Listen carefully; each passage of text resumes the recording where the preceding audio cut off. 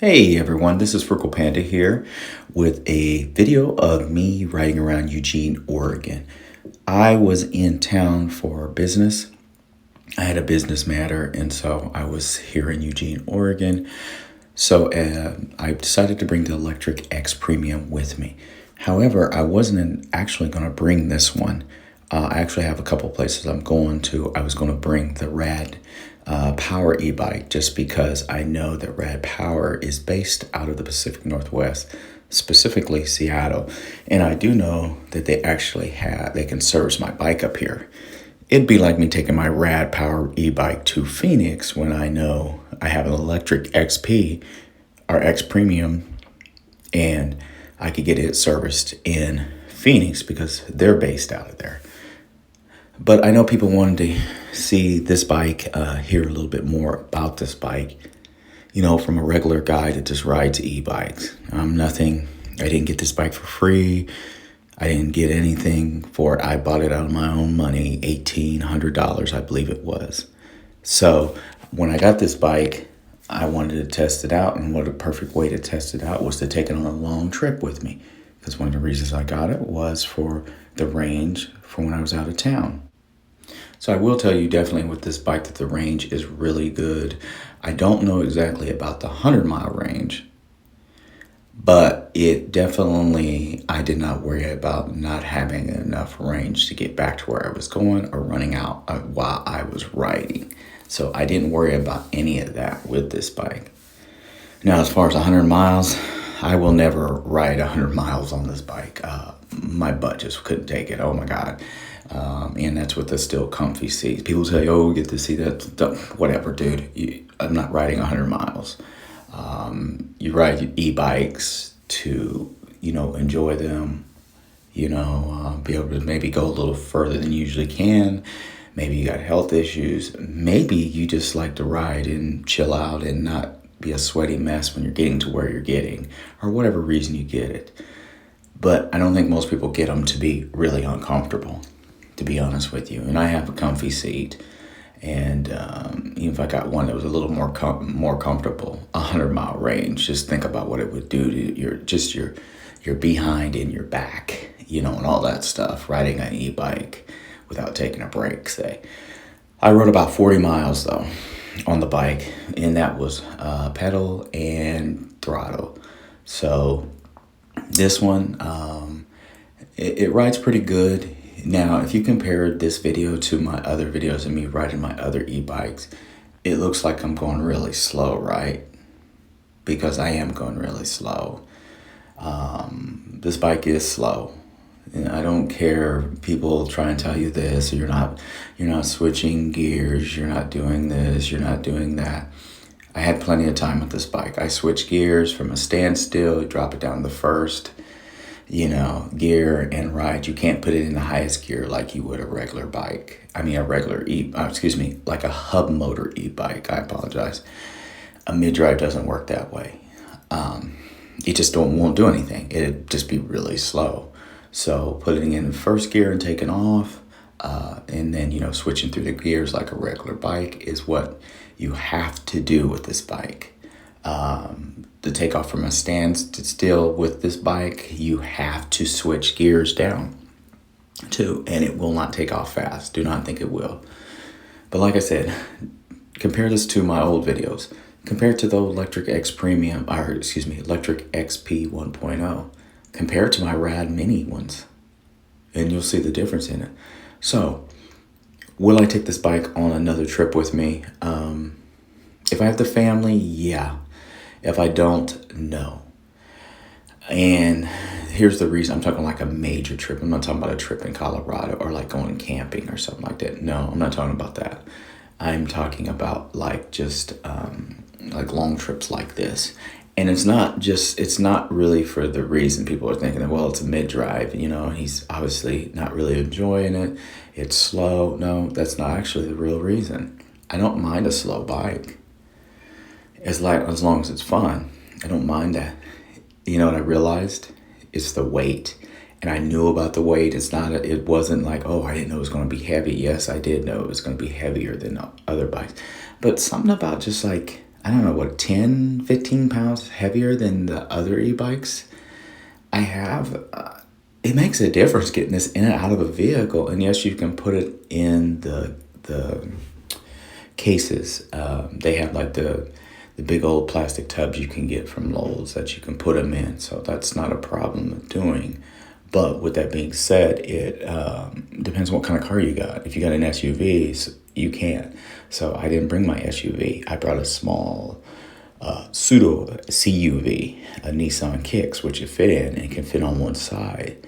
But honestly, I got tired of unloading it and loading it, because it's not like, sometimes when I was loading, you're trying your best not to get dirty. And luckily, I think I only got myself one time.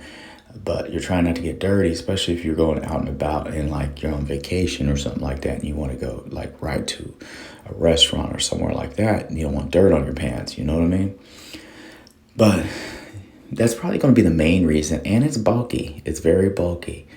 I love the look of this bike though, everyone. This bike is pretty cool looking. I don't know. It's just more rugged looking. Do I wish it was a hub motor? Oh yeah, I do. I think what would really help it out, that, with this bike, what would make a big difference in it, regardless, you can leave it a mid-drive. The mid-drive's not a big deal, but its throttle is so weak, and I use the throttle a lot here and there, because here's the thing is, I use the throttle more on this bike than I did on my other e-bikes, and here's the reason I'd used it times. A lot of times, once I got going, I dropped down to a lower gear because I really got tired of pedaling. And it's not the pedaling part I got tired of. It was the switching gears all the time. I'm like, oh my God, I'm tired of switching these dang gears all the time. So if you're looking for a vacation bike, and I'm going to be honest with you, if you're looking for a vacation bike, this ain't the bike for you. I'm going to be honest with you. This is not the bike for you. It's not built for vacations. You're just bring a regular bike with you.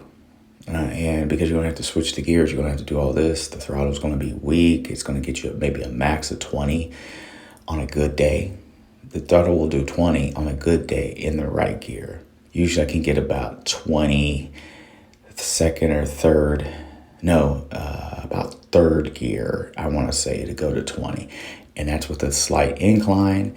And it's also very bipolar in how it gains power on the throttle. So sometimes it takes off really slow. Sometimes it speeds up really slow. I mean, it never takes off really fast. Don't get me wrong. Don't think it ever takes off fast, because it doesn't on throttle. So that's how it is. Just something to think about. Now, if you're looking for a workout, you want a bike that feels just like a regular bike, basically. This is your bike. I don't care. People always try and give advice on these bikes like I have not had a bunch of them. I'm not dissatisfied with this bike. Don't get me wrong. It may sound like I am. I'm having fun. It's getting rode around Seattle and everywhere I go. It was a good bike to bring because it made me realize a couple things.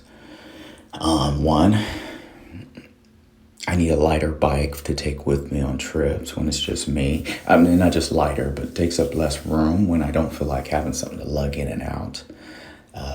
Two, my bikes have to be enjoyable for actually going on road trips, to take them where it doesn't take a lot of work.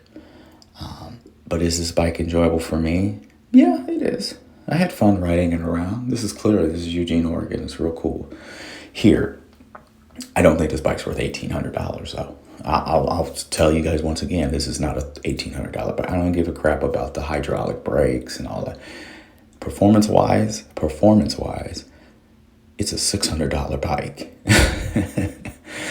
Performance-wise, it's a $600 bike.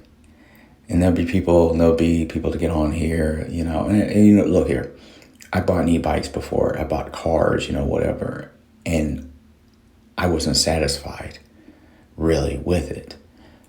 But I couldn't let people know I wasn't satisfied because, so you get on and make all these excuses for your cars. You read other people's videos and you're like, oh no, well, you didn't do this right, or you didn't do that right. No, I've done all that. You're trying to tell me what I haven't done, and I've already done all that. You're not reinventing the wheel per se. I've done all that. So, also, I said this in my other videos. We talk about the weight. If you've had any back surgeries or you got like physical limitations, hey, this is not the bike for you. Do not get this bike unless you got like a trailer hitch on the back of an RV or something.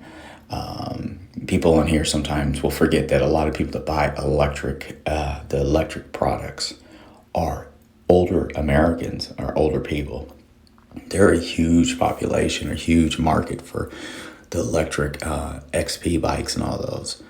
But that's something that needs to be really told to people, because if you've had hip replacements, anything, this is not your bike. You have to have where you can literally put it on a trailer hitch and put it in there.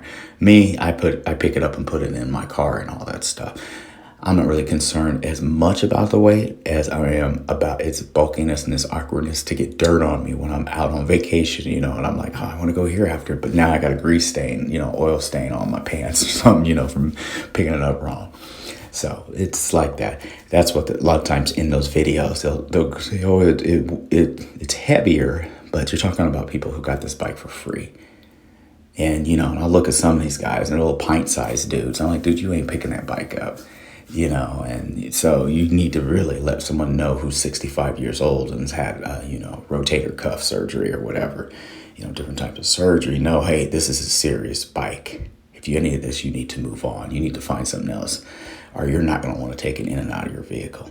So it's something to be aware of. And like I said, I always want to tell people that brakes are good. Throttle. Like I said, throttle's weird. It's bipolar in a way. And I drop down to the lowest gears. I wait till I get to about third gear, third and fourth, to use the throttle a lot of times.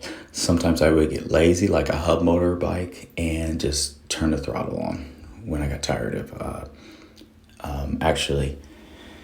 switching gears at times, because I rode for about 40 miles. So that's what I'm saying. I can't ride 100 miles. I'd start getting bored. It has to be gorgeous. I think with this bike, like I said, with this bike, and it has to do with it being a mid-drive, I don't see the chain lasting on this bike if you're not careful with it. And I've been pretty conscious of that chain, because I don't want the stupid chain snapping on me while I'm, 1,400 or so miles away from home. And I'm riding all over. I had bad luck the last time I was out here. And partly it was my fault, and partly it was Lectric's fault for giving me a bike with a crappy controller in it that burnt out while I was on vacation. Other one was me. I got the flat because I didn't air the tires up. But before that, the controller was burning out while I was on vacation. Little did I know. So anyway, just something to think about in regards to this bike is, it's a big bike. It's a fun bike. Your throttle though is not going to be anything compared to your hub motor bikes. Do not listen to people to get on here and tell you it's as quick. It is not as quick, everyone. I'm telling you, it is not as quick. You're not going to do a steady 20 miles an hour. You may go a little faster going up a hill, okay? You may go a little faster going up a hill with your throttle. I was trying to compare it going up and down hills here, and I really couldn't see a difference, but I'll give it that. I'll say you might go a little bit faster than you would on a hill.